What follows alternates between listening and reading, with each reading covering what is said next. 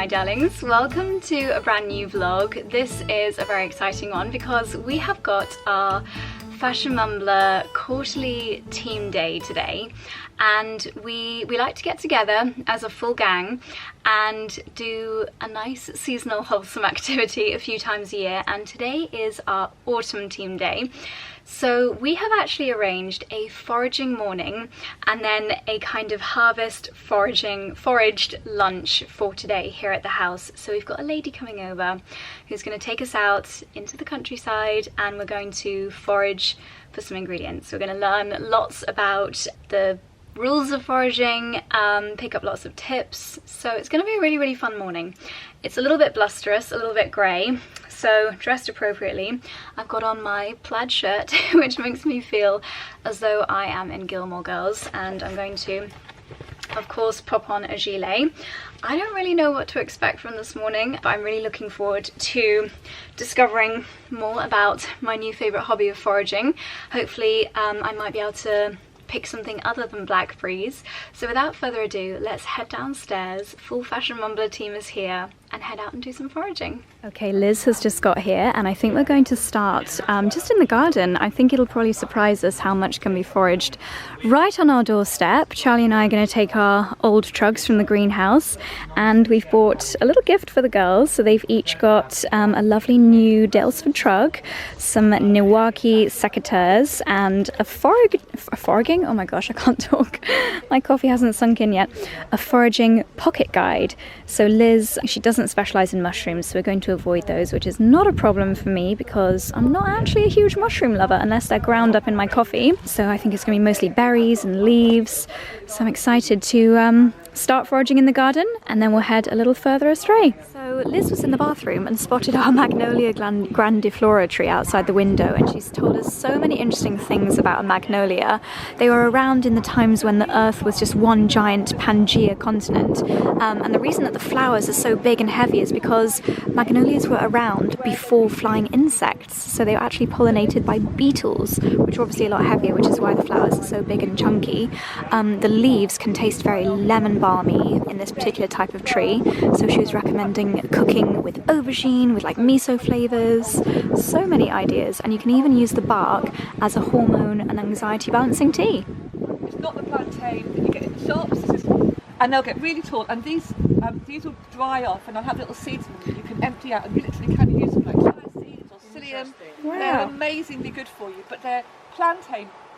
This one, which is a broadleaf, and then there's another one which grows in kind of longer beauty products should be being made from. Are all of these really rich in antioxidants. And free as well. So you'd put that in a tea for most kinds of ailments, would you? It's really specific, again, respiratory, IBS, it's really good for lots of those kind of things, but there's lots of stuff. One of the things it's specifically used for is things like quinsy, really nasty kind of throat infections, and we find that is kind of nearly ready. So then they're wet walnuts. Do you know wet walnuts compared to cured walnuts? Kind of these flowers, and obviously it's kind of gone past its best completely, but you know, really tall hollyhocks, you get loads of flowers on, and in Turkey they're opened up and they're stuffed with sweet or savoury things, and then you tie them back together. Like a courgette flower? Exactly like a courgette flower. Wow. And then you can, and then and they're rich in mucilage, so you can use the leaves, the whole of this family, so lavatiera, holly away. See if we can find one that's this is going, so this is it's just the seed, the 𝑭𝒆𝒂𝒕.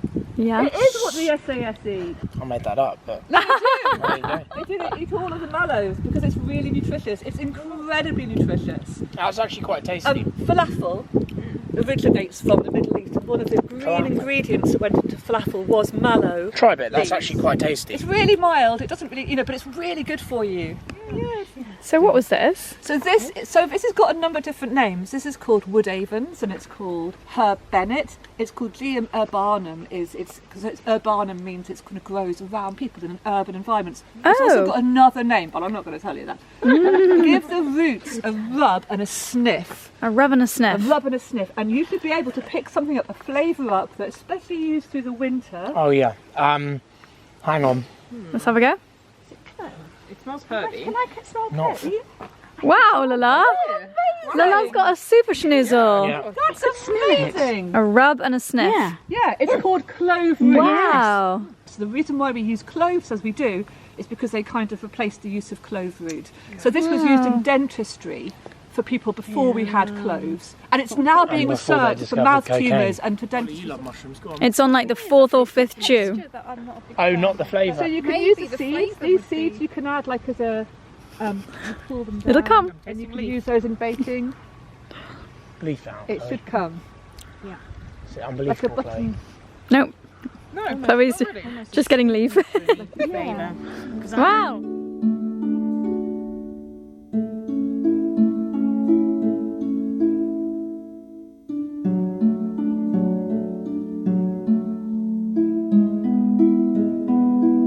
Calcium, huge amounts of calcium in nettles. There's the perfect combination of iron and vitamin C. Good in So it's risotto, bioavailable, amazing in risotto. Oh. Start slow, see because yeah, you got So a bit that- freaked out. Part of the same family as apples, so they look like little tiny apples. See, they've got like Yeah. yellow seeds at the end of them. And if you have, you can nibble on these raw. Oh, you can eat them. Yeah, but don't eat the seed. Spit the seed out. Kid being told to rub. Dock leaf. Yeah. Yeah, me too. Yeah. But in the middle of the dock plant, if you pull, before it goes to a seed, because you saw these seeds, it'll have this young growth, and if you pull that apart, it's really mucilage. It's like aloe vera, and that's the stuff that's really, really good. It's really hydrating, so okay. you get caught short, and you just need a bit of moisture. Ah. Yeah, all across kind of Europe, Eastern Europe, they use like vine leaves for making 𝑑olmă and stuff. So they're related to rhubarb and to sorrel. Oh, you can see that really, yeah. Garden sorrel, and they're completely edible, really, really rich in minerals. So you use Minerals the and leaves like pectin. you'd spinach. It's a little bit more bitter, but then you add a little bit of lemon juice, or you know, kind of cook with it. And then in the kind of summer, autumn, you have all of the nettles that go to seed, and dock goes to seed as well. So they all, But I don't think I ever connected it with. yeah, actual it's just roses. I kids thought it during the was Second World War used to get Yeah. given. But do you want to have a little taste of that? What does it taste like? It's just delicious. Ooh! Appley, orangey, tomatoey, all together. Yeah. Blackthorn would Okay, if I have film really, you saying this, yeah, it's yeah. A quite true blackthorn would have really, really thorny stems, and this hasn't. So this will be a hybrid of some sort. But this is an easier to harvest from than blackthorn because It really it really does dry your tongue. Wow, that's worse than a gooseberry. That's worse than a gooseberry, isn't it?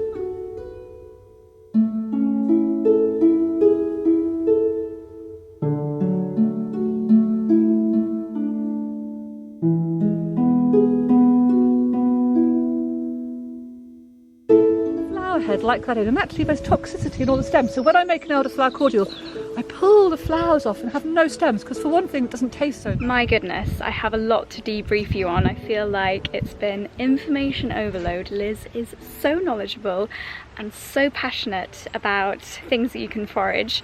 I think I'm going to repeat the walk that we just did with you guys this afternoon to go through things, because I couldn't stop to film because there was just so much information to take in. I didn't want to miss anything by filming. But we're back at the house now, and Liz is starting to prepare our foraged lunch, which is going to be so delicious, and the sun is shining. So I'm laying the table outside and we're just helping prepare some of the delicious dishes.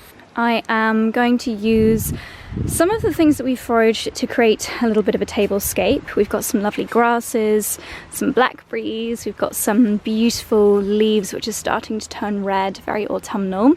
Some of the things in the girls' baskets, we've got damsons, we've got elderberries, we've got blackberries, we've got different, even walnut leaf. Oh my gosh, it's so tasty. So many kind of more obvious things, apples as well. And then, oh my goodness, I'm just going to have to go through all of this with you later because it's so fascinating, the medicinal benefits you can get from things which literally grow just outside your door. But for now, let's lay the table and create a little bit of a forage tablescape. Liz, can you explain to us what we're cooking and what you've got the girls helping you with? Cutting up rose hips, taking off the flesh from the outside of rose hips to go on a tomato and ricotta with roasted onion tarts. We're going to fill these. So we've just got ricotta with roasted onions and garlic and nigella seeds in here. Oh my gosh. And then we're going to be putting roast tomatoes, which have been roasted with mugwort and Mugwort? wild oregano. Mugwort is Gosh, this herb here. sounds like something out of Harry Potter. It really kind of is. Mugwort. It's an amazing herb. And then So we're going to be having that, and then you're going to have on top of that little onion seeds, which taste so amazing. Oh, I They're bet. So potent, there's such lovely flavours. So Wow. it's like a little kind of salady thing. Delicious. And then it's going to have a tomato leaf and rosehip dressing on it. Tomato leaf and rosehip dressing. Tomato leaf. So you That infuse sounds the tomato leaf amazing. into olive oil, and it makes it really delicious. Wow, gosh. And can you remind me what these were and what were the benefits These of are these? hogweed seeds, so they're spiced, they're really lovely. So we've got those going into like a crumbly biscuit for pudding. And then Amazing. we've got here sumac. Sumac. Which is with your oh my chicken. gosh. Can You can see how that becomes what Yeah. is sumac. Wow.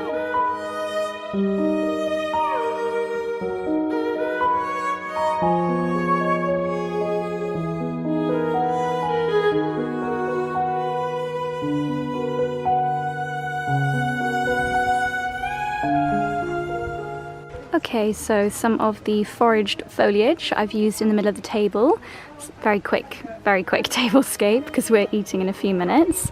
We've got everything from ivy to blackberries to hawthorn to rosehips to wild grasses. Looks beautiful. Right, so this is the elderberry. So you're making an elderberry and honeysuckle cocktail. Wow. Elderberry and That is elderflower so together. delicious. Isn't it? It's Yeah. literally just short bought elderflower, warmed up in a pan with the cooked elderberry in it. And so you've made Really yourself elderberry and It's almost like having honey. Yeah, and then this is a honeysuckle glyceride, Yeah, which has that's gone honey, into. yeah. I want to drink the whole bottle. Yeah. Oh my It's gosh. like warm. Yeah. Yeah. That is delicious. And that's Honeysuckle. Honeysuckle, so try the honeysuckle. Thank you. Yeah, it's just like having Oh my a teaspoon of honey. That is so good. Wow. So you've just Whoa, mixed the two. punchy though. There's like a kick to it, isn't there? Yeah. Wow. It's almost So like now, the fieriness of like ginger almost. Or yeah. So now try it. This is just you stick your spoon at your friends. Your Yeah, probably easier. So this is with a bit of apple juice in. So we're starting to make the base. Could you add champagne into You that? can add champagne into it. Do you want to add champagne into it? You can add a little bit more of this then if you're going to do champagne. Yeah, so we could use this as your base. Here's ice. We'll try that next time. And then this is, if you want to try this, this is a creme de mûre, so it's a blackberry liqueur. It's made with less sugar than a normal one, so it's half the amount of sugar. These are recipes actually in my new book. Okay. Here we We're go. going to have to have a full library. So No. maybe these. Yeah. Sorry. Oh my god. I did that the wrong angle. Oh god. Should I spoon feed you? This is like the see Mary Poppins, you know, and she's they're having the little cordial. Yeah. Go down. So he hasn't got an ice cube in there. Oh, that's alcoholic. That's alcoholic. Oh wow. That's interesting. I like that. Nice. So we could put this in here. That's Charlie's? That's Charlie's, so it hasn't got any of this in. So I was going to put Okay. a little bit of your so you've got Oh, lovely. blackberry. So you'll have in here blackberry, honeysuckle, elderberry, and elderflower. All the good stuff. And a bit of apple juice. Amazing. Delicious. Fabulous. So there's a bit more you can do. So I think a little spoon. Oh, I'll grab a little spoon. That looks so delicious. So tell us about the cocktail, Liz, and is it one from your new book? It is, well, kind of. The drinks are from my new book. So this is an elderberry and elderflower cordial, which is so Okay. lovely. It literally is just made with a shop-bought elderflower cordial with elderberries cooked into it, and the combination. But you of could make an flavour. elderflower Oh my cordial. goodness, you could absolutely. So you could, there's recipes in the book for making elderflower cordial. So you'd have your own elderflower cordial, and then in the autumn add elderberries and cook them in, and it makes this beautiful combination. And I always add a little bit of honeysuckle. So this is effectively a honeysuckle syrup that is added to this cocktail. Honeysuckle used to be in the same kind of family of plants as elderberry. They kind of belong together. Okay. They taste amazing together. And then this, the alcoholic little bit in it is a creme de mûre, but this is, so it's a Wow. blackberry liqueur. And creme de mûres are really, really sweet, but this one's got half the amount of sugar in. Amazing. So it's red wine, vodka, blackberries, all soaked down, and that's a bit of sugar, and that's basically how that's made. Wow. So this is a combination, and then there's a little last bit. Hops. These are hop flowers, Oh, and we can wow. use. So you're all going to have a hop flower each to make your drink as bitter as you like. Oh god. So rather than having bitters, it's you're not going to just have a a hop. garnish, No. it's actually to bitter bitter up and your it's a bit of your drink, and you literally hold it in for as long as you want, and then you can take it out. So if you're a bitter kind of person, you can keep it in. And if you're not, you can just take it out straight away. We've got a blackberry focaccia, as seen in the flower displays and in the bread, with wild oregano. That looks so delicious. My gosh, that sun is toasty. We're so lucky the sun has come out for our luncheon. This is a lentil salad made with roasted vegetables and chervil and fennel and dill flowers. Ooh. And it's got an elderberry and blackberry balsamic with it. And it's served with feta.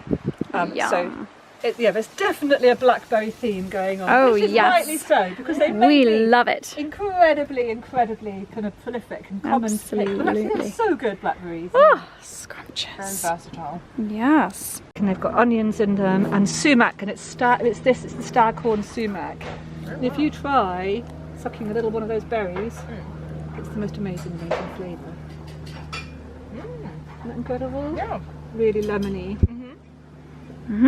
Thank you. Oh, look at this. Ooh.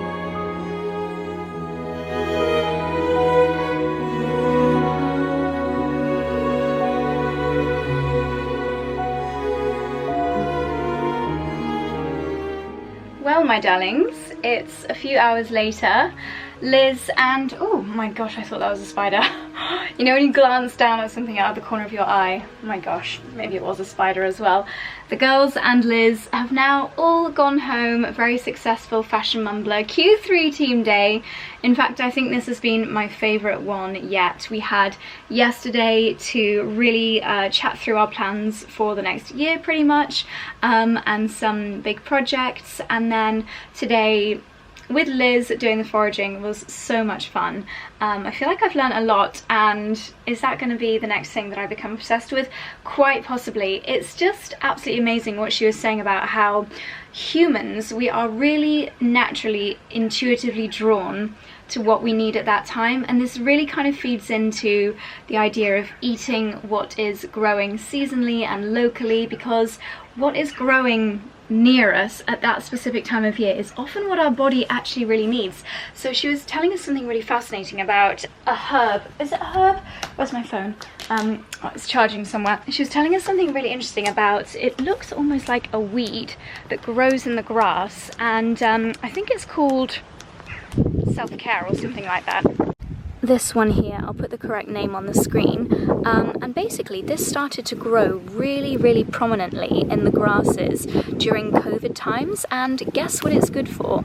It's really good for any respiratory problems and for like lung health and for any coughs and mucus solutions, things like that, which is so interesting that people began to really notice it during COVID times. This might be a bit repetitive because you'll have seen some info on the screen earlier, but this is a type of plantain apparently, also really good to put these seed heads and the leaves in a tea. So many different benefits. I'm going to stand here again where it's more sheltered because it is so windy today. Yeah, just really fascinating. Nature nearly always has a solution, and the solution is often closer than you think. So even, for example, with nettles, if a nettle stings you, you don't need to look for a dock leaf. You actually can just grab the nettle, if you can bear it, and like mush it up so that it makes a paste, and rub that on the sting, and that will get rid of it. Nettles themselves are incredible antihistamine, so even the act of getting stung or drinking a nettle tea is so good for you if you get hay fever. Charlie was saying, like, why do we not learn about these things? Why is it not more publicised?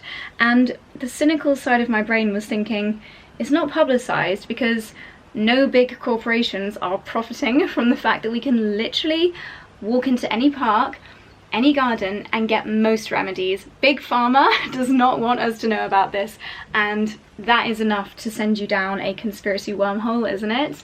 Just makes you think. I love the fact that many ailments and problems that we have, even hormonal imbalances and skin conditions, heart conditions, like so many things can be helped with plants that are not even like rare and exotic, but literally just here in our gardens. Love that. It was fascinating, and I definitely want to invite Liz over again at another time of year because I think it'll be different each and every time. And we only went like 10-minute walk radius from our house, and just found so much, so much. I thought we were going to have to walk for miles and find a woodland to fill in time morning of foraging, but nope, it's literally everything all around us. So I have to give a shout out to Lauren McDermott, because it's thanks to Lauren that it was on Lauren's Instagram that I first saw Liz. This is the book that Charlie bought everyone, or the team, for a little bit of pre-day research. Loads of information in here. Giant hogweed. This is one that... Is it hogweed? It also tells you if things are poisonous in these books. But this beautiful book here is Liz's book. So Liz Knight is who was here with us today. Such an incredible lady. She was so passionate, so knowledgeable. Wild plants to gather, cook and eat. So she's got so much information in here about the different plants that you can find. Apparently, I think this is quite good for jet lag. She tells you different recipes you can use each of these things for, what to find at different times of year. So many things that I thought had to only come from tropical countries, like sumac, for example, you can actually find right here in the UK as well. Lots of things that we'll obviously be familiar with from growing in the garden. Ground elder, this has so many uses. We found loads of that around here. She's probably got an entire chapter on nettle. I mean, what a beautiful book. Nettle and elderflower, hay fever tea, nettle cupcakes. That sounds awesome. I cannot wait to have a read through this. Herb Bennett, yeah, we found lots of these in the garden as well. Some ingredients, some herbs and little plants that taste like clove that are really fantastic for seasoning lots of different dishes. It's truly just amazing what you can find out in your garden. So really great book from Liz. And then she's also done another one here, which is more kind of floral based. So this one has got lots of beautiful drinks ideas. Oh, here we go. Did I not spend literally a year trying to figure this out? How to dry rose petals, and then some recipes with how to use them. Holy guacamole, is this not the most me thing in the entire world? Rose petal arrabbiata sauce. Rose petals are a key ingredient in Ayurvedic food and medicine, used to almost miraculously cool the heat of summer. Calm the burn of chili peppers without removing their delicious sweet. Oh, just so much to learn. Rose petal preserve, how delicious. Rosehip and horseradish dipping sauce. Oh my gosh, peonies. Guys, I'm going to be growing my flowers, pressing my flowers, and now eating my flowers. Peony root soup. That is fascinating. I'm going to go down such a wormhole. So many of these things we've got here in our garden. I mean, can you imagine going over to someone's house and them serving you homegrown, homemade lavender herb blend with pork, apple and dumplings. Lavender and apple jelly. Wow, I need to make that. Oh my gosh. Today has just inspired me so very much. On a completely different side of the scale, far more materialistic, but equally as wonderful, I've had a little delivery today from Dior. How gorgeous is that? So I thought we could just quickly open this together and I'll show you what they've sent. I've got a sneaky feeling it might actually be a fragrance, which would be rather lovely. How gorgeous do these dahlias look that I picked yesterday? Absolutely love them. They're just so flamboyant in the garden at the moment. Okay, what do we have in here? That's great one-handed opening. Ooh, yes, I think it might be a perfume. Oh my gosh. J'adore l'eau. Ooh, essence de parfum. Okay, let's have a little look. Well, I just immediately dropped it on the floor, but luckily it has survived. This is the gorgeous J'adore. This must be one of the most iconic and long-standing fragrances of all time. It's quite a mature scent. I would say it's not one for like teenage girls or young ladies. I would say it's quite mature. But very interestingly, ooh, is it going to balance? There we go. Interestingly, they've just announced, or they've just crowned Rihanna as the new J'adore queen. That's so fascinating because Fenty, which is her brand, that has got a really nice fragrance, but I guess once you're in with LVMH, then you're fully in and you can be rotated around the brands, but very interesting. So your dreams, make them real with Dior. Gorgeous. Thank you very much, Dior. What a beautiful bottle and a very heavenly fragrance. Actually really nice for this time of year because there's something floral about it, but also really deep and possibly ambery as well. A really lovely comforting fragrance for autumn.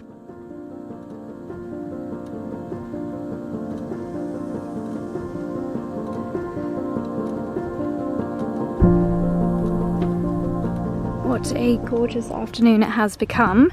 We have also just received our time slots for Sunday. Hang on, when are you guys watching this?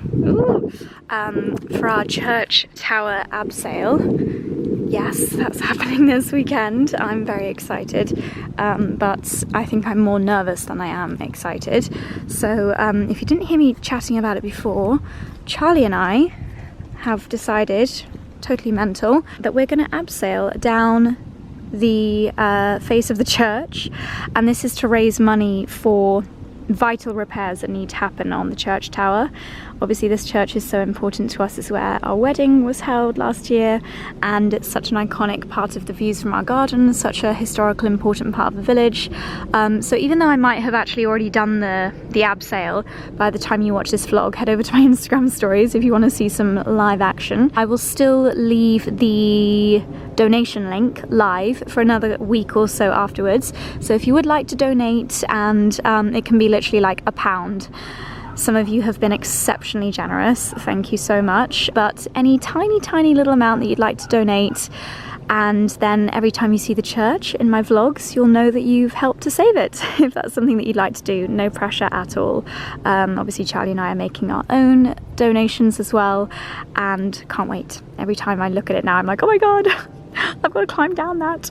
It's very tall and very scary, but for a very good cause. So let me tell you what I'm doing here in the garden in this gorgeous afternoon sunshine. Yes, I just found this absolute monster. This is why you have to stay on top of your gardening, because otherwise you will find marrows when you wanted to have lovely little courgettes. This is the size that you want to pick your courgettes, because then they are the best flavor wise. So I think it's probably most clear around here what I've been doing. I've been desperate to do this for a while, and I'm just really attacking them. So at this time of year, courgettes, this is one that I haven't done yet. This is one that I have done. What you can do if you really want to tidy up your beds and to focus the energy of the plant back into production of courgettes is you can chop away the branches beneath the area of growth. So you can see this one has still got a flower, this one has got a little flower head there, there's lots of little bits going on here. So I've just stopped snipping just before that. If you snip any beyond the area of growth, it could damage the plant. So just snip up to your latest courgette or your latest area where there's some flowers growing. Don't snip off any potential flower heads. And then when I've done this, I'm just going to do, I think there's 2 left in there for me to do, and then I'll give them a really good feed, and hopefully we'll get some more courgettes for the season, fingers crossed. My yellow one stopped producing for a little while, but I gave it a really good feed, gave it a good trim before I went to LA, and it's coming back now. And equally over here, I did mention this in the last vlog, so sorry if you're getting deja vu. I thought that this plant here wasn't going to do anything this year, but I think it's just a later one. I think it's a late summer courgette.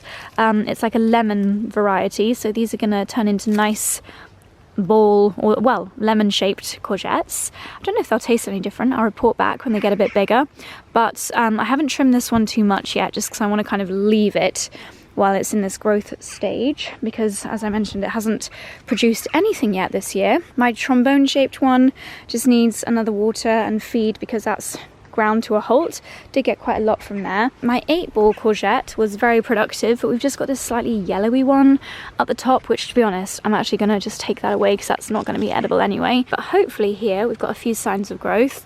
So a little bit of courgette maintenance for this afternoon. And then I've actually got a really nice Cotswolds ladies dinner event this evening. Hopefully going to meet some new friendly faces. So just, yeah, an hour or so of gardening, and then I'll get ready for that.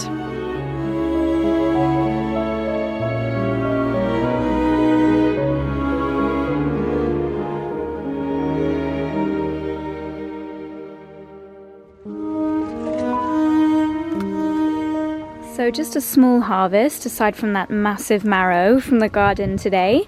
It wasn't really a harvesting day, it was more of a tidy, but sometimes you just see things and you grab them. So we've got some of the wonderful purple beans, which I'll definitely grow again next year, one of my little pumpkins, a few good sized courgettes, and as always a ton of beans, including some of the balota beans, which is really exciting. I'm actually not sure what the beans, I think they're just white. Oh, they are speckled. How cute. Like a dappled bean. That is adorable.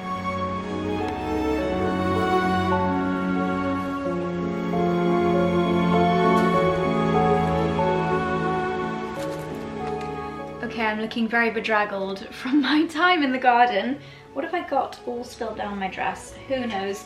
But, okay, so I'm gonna make my first foraged tea. I love making herbal teas from things in my garden like mint, but now that I have spent the morning with Liz and learnt about all of the amazing benefits we can get from things we can forage from hedgerows and further out than just in our herb beds, I'm just really keen to try more. So something that we chatted a lot about was rose hips. So I'm sure you'll all be familiar with rose hips. We picked a few from the hedgerows. Most roses, if not all roses, turn into rose hips, especially at this time of year, and they are all edible. By the way, it goes without saying, please do not forage purely on my recommendations. I'm not an expert. I've just spent one morning with an expert, and I do tend to get carried away with things. I don't want you guys plucking things out of hedges thinking it's a rose hip when actually it's a poisonous berry. So if you're foraging, please be really, really careful and quadruple check everything. Do not take any risks because some things are toxic. I'll actually show you in a second. There is a seed in the flower head of a flower from the carrot family. This seed can cause abortion. Like, there are serious crazy things that the plants can do. So don't take any risks with foraging. So rose hips, and I know for sure that these are proper rose hips, the brightest and hardest ones are the most potent. And rose hips, according to Liz, are 20 times more packed with vitamin C than an orange. I feel like when anyone talks about getting vitamin C, they're like, eat an orange.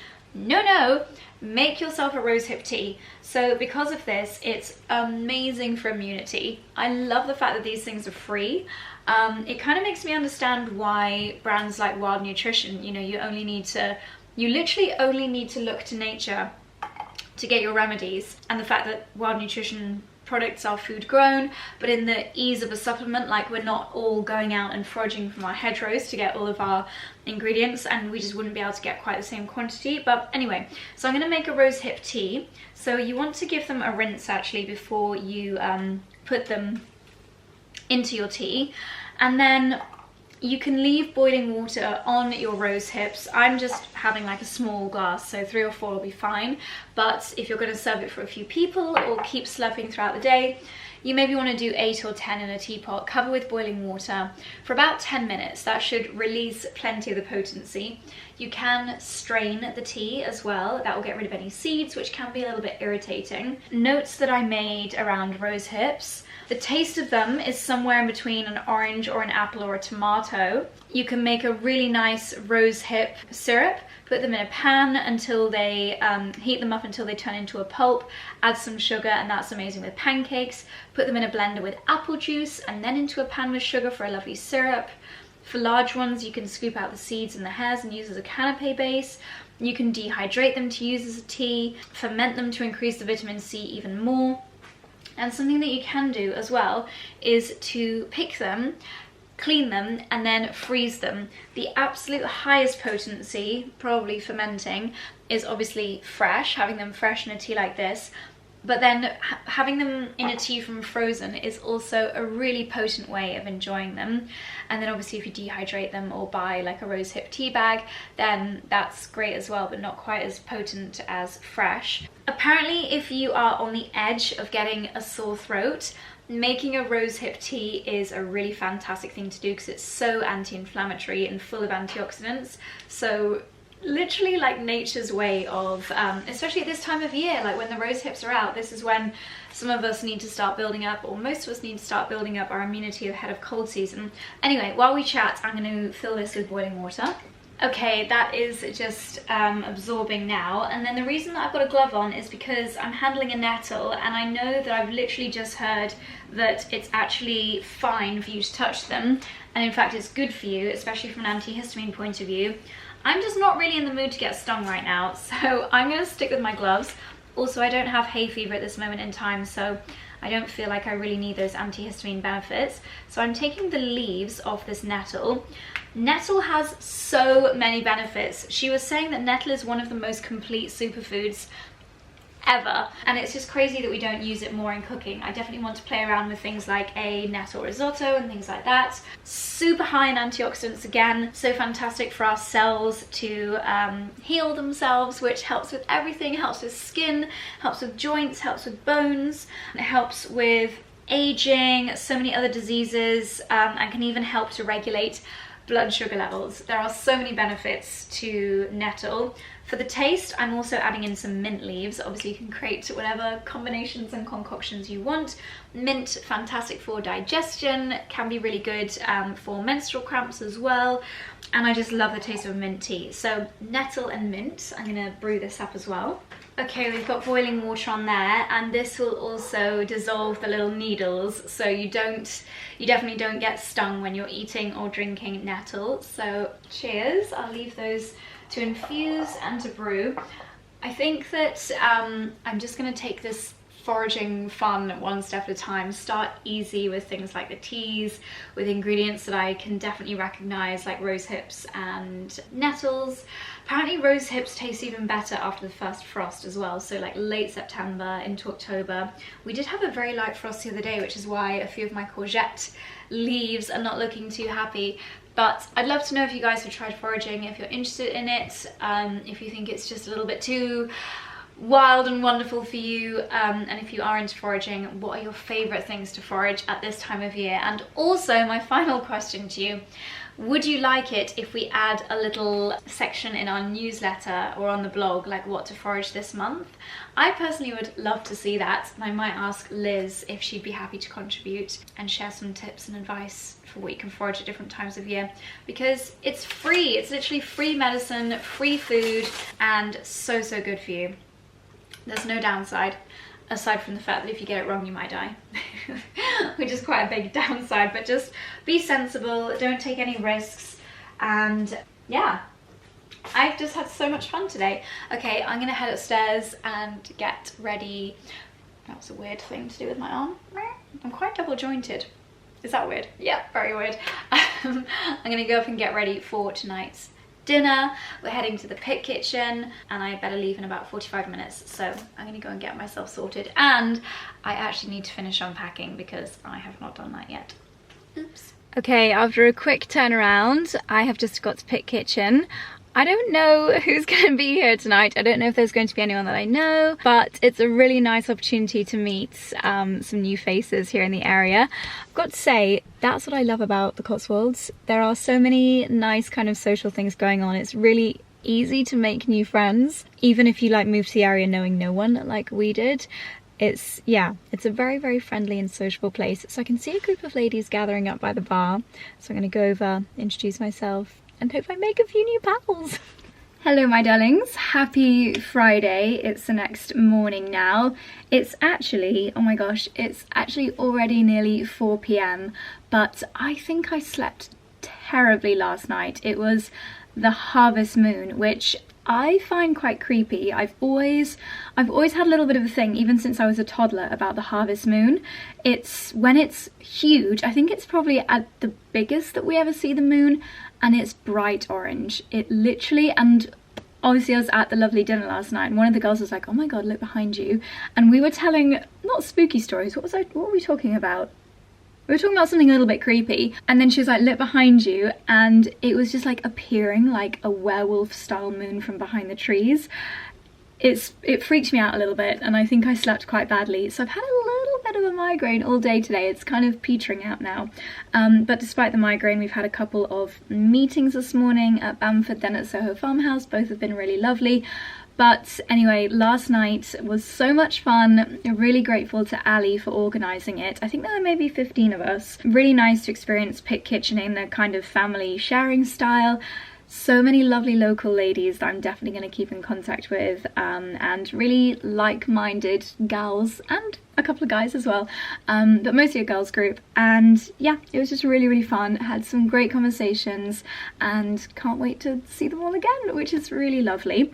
Ali actually put together a little goodie bag of local brands, which I'll show you. I've got it downstairs. Really, really sweet of her. So our breakfast meeting this morning was with lovely Lucie, who has created the Lucie app, Lucie, and it's an app where you can book treatments. Like, it could be massage, it could be reflexology, it could be a personal trainer, it could be nails, it could be hair and makeup from an event. Let me show you. And sorry, it's only one I, Lucie, and I have booked quite a few treatments on this app before, for 𝑭𝒊𝒏𝒅 manicures here at the house and for massage, but there's also loads of wellness experts on there. I have actually booked Reiki on it before. You can book a hypnotist, psychics, mind and well-being coaching.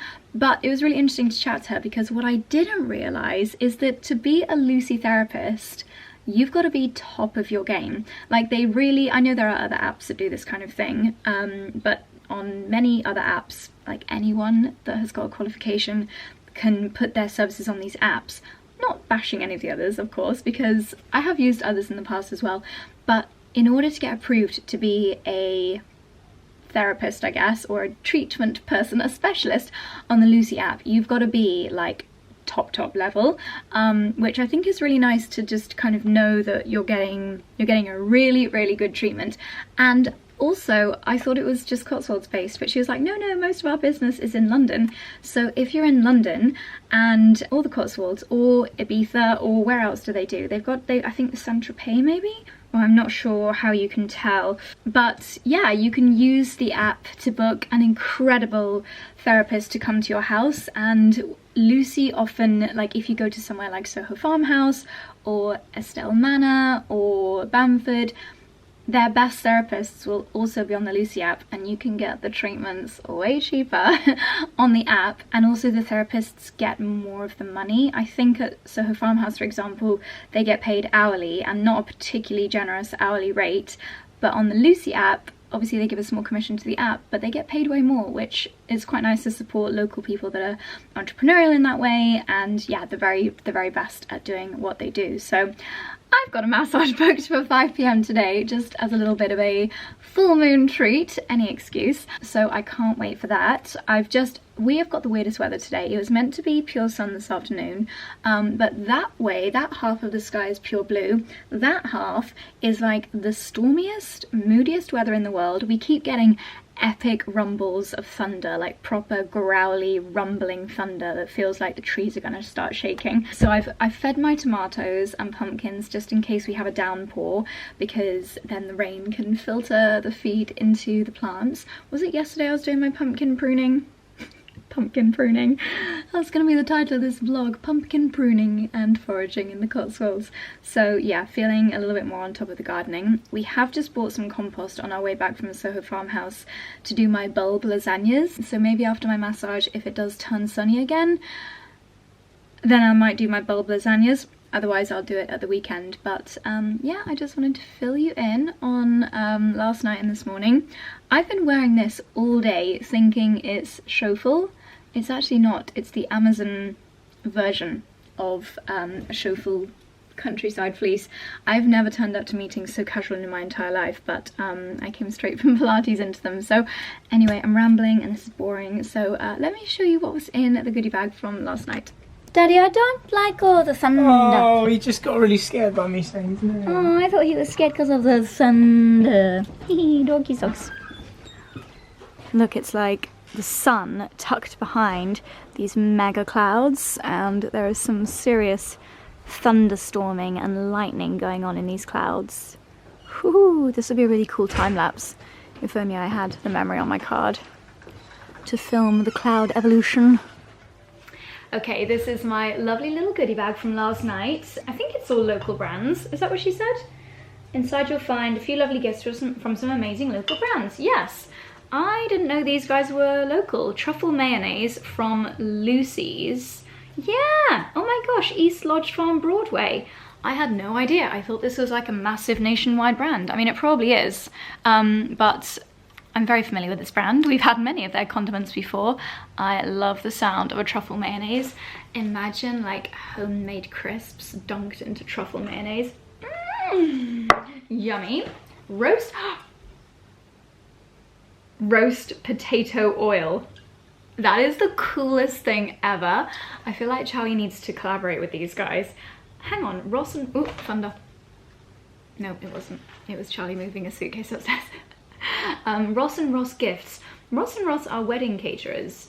Yes, it is them. They are branching out. So Ross and Ross also like kind of run Good Gathers, which sadly has closed now for the year, but it's an amazing food pop-up. I didn't know they sold products as well, but how genius, a roast potato oil with Cotswold rapeseed oil infuses smoke, rosemary and garlic. Oh my gosh. Charlie's gonna be so excited to use that. That's amazing. What have we got here? Lord's Fragrance House. Is this the one in Stowe? Room and linen spray. Trebarwith Strand. Huh, interesting. Ooh. Oh gosh, that's lovely. That really does smell like a hotel room, like in the nicest way. English lavender, wildflower, chamomile and sweet basil. How gorgeous, made with proper essential oils. That's lovely from Lord's. We've got Bampton House Bath Salts Sleepy Mind. I want to use this right away. How cute. That's also a really nice size because if you're traveling somewhere, suitcase size, that's actually going to go in my travel pouch. Also from Bampton House, Foot and Body Balm for a Clear Mind. Oh, I think I need this right now. I think it's one of those things you can like keep on your desk, and if you're feeling a little bit stressed, a little bit anxious, it is actually amazing, the power of a nice fragrance and just a few deep breaths. Let's do it together, shall we? I know you guys don't have this balm, but let's all just stop and take, like, do it with me. Do it with me right now while you're watching and tell me how you feel. Even if there's someone next to you, just let's do it together. Let's do one round of box breathing, which is in for 4, hold for 4, out for 4, hold for 4. Okay, ready? I'll put numbers on the screen so you can do it with me. Okay, let's go.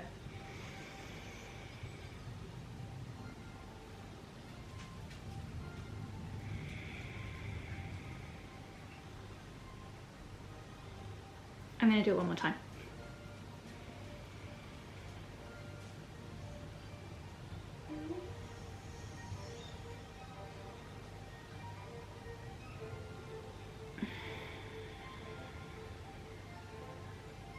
Oh, amazing. Sorry, that was really dorky, but that smells incredible.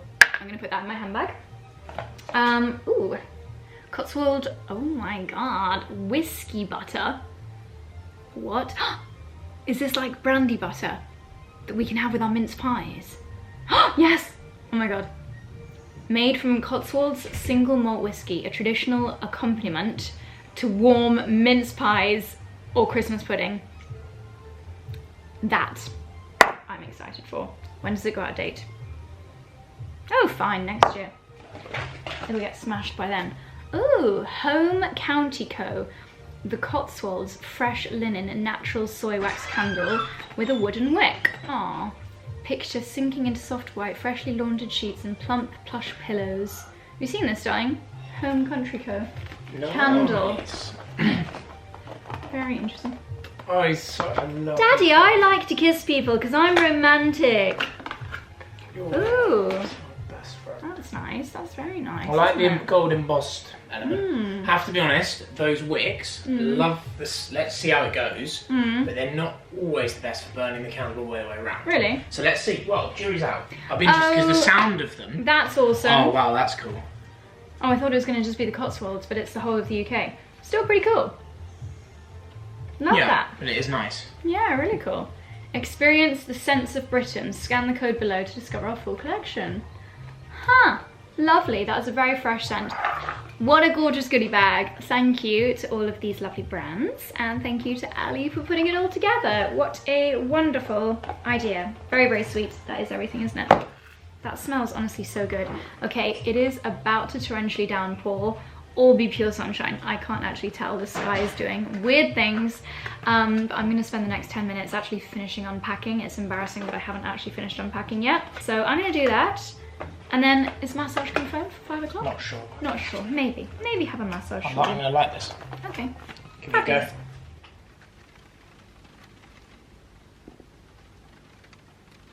Oh yes, we have got a nonna tonda aubergine lasagna for our dinner, veggie lasagna. Oh my gosh, with extra parmesan. And I've just spent the last hour chopping up beans from the garden. I'm now blanching them. In fact, they're pretty much done. 1 minute in boiling water. And then I'll leave them to cool down, stick them in the freezer. And this will be a green side dish that we'll have with pretty much every Sunday roast this year. Cannot wait.